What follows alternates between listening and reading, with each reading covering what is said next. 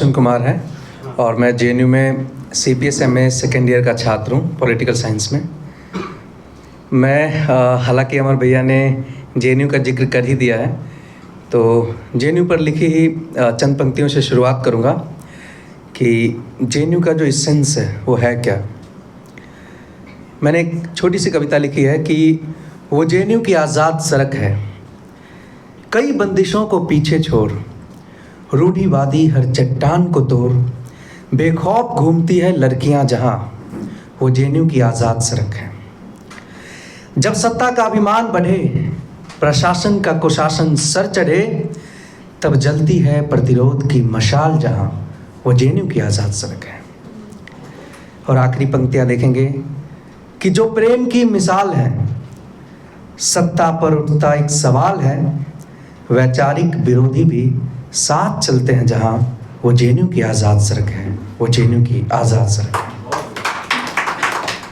और मैं कविताओं की श्रृंखला में आगे बढ़ने से पहले अपनी माँ को नमन करना चाहूँगा और अपनी माँ के लिए चंद पंक्तियाँ कि माँ शब्द नहीं संसार, जिक्र जहन में आते ही हो जाता दुख का दरिया पार, छट जाते हैं काले बादल, राई सा लगता हर पहाड़, तू जननी तू जीवन दायिनी, तू अंबर से आई कोई अवतार, माँ तू मेरा पहला प्यार, मेरी ज़िंदगी मेरा संपूर्ण संसार, मेरी ज़िंदगी मेरा संपूर्ण संसार। अब हम कविताओं की श्रृंखला में और आगे बढ़ेंगे और अलग अलग तरह की कविताएं करेंगे।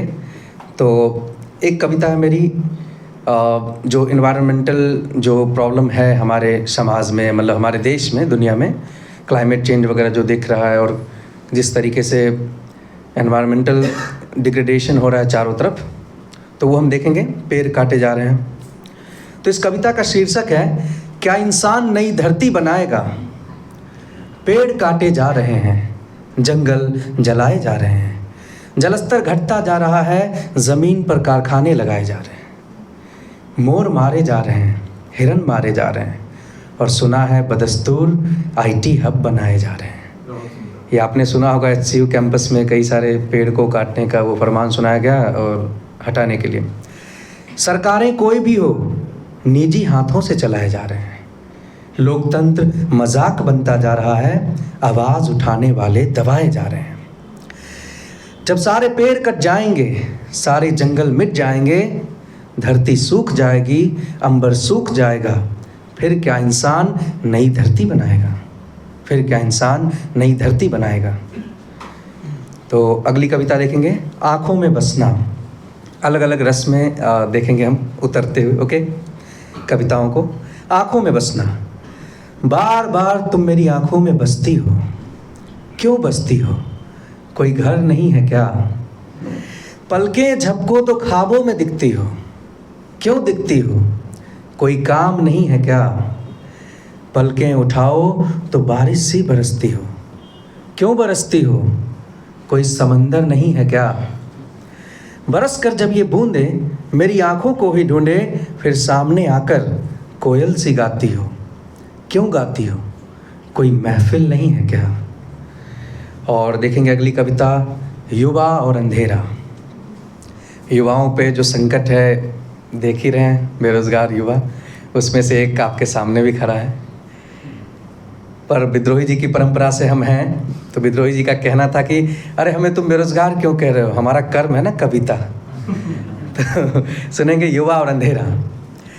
युवा और अंधेरा का गहरा संबंध है, युवा अंधेरे में है और अंधेरा युवा में है।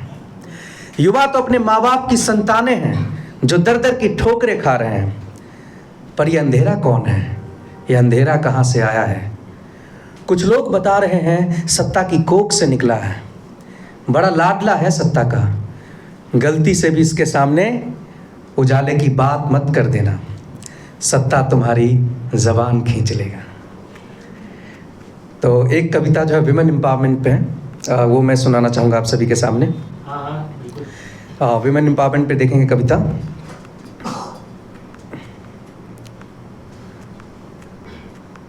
हाँ, इस कविता का शीर्षक है, उन्हें उड़ जाने दो। न कैद करो उन्हें, न रोको रास्ता उनका, न बनाओ लंबी दीवारें, न लगाओ आज़ादी पर पहरे। बहुत बना लिए तुमने पिंजरे, सदियों बंद रखा पिंजरों में।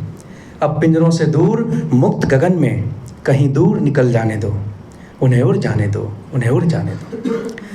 कभी पवित्रता के नाम पर, कभी समाज में सम्मान के नाम पर कुचला है उनके हर ख्वाब को पितरी सत्तात्मक अभिमान के नाम पर। कहीं और देर न हो जाए, पिंजरे में निरंतर बंद वो लाश का ढेर न हो जाए। इसलिए आज ही दमन का पिंजरा तोड़ दो और उन्हें उड़ जाने दो, उन्हें उड़ जाने दो, उन्हें उड़ जाने दो।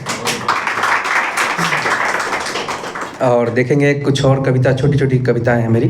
ओके। प्रेम कैसे सफल हो। ओके।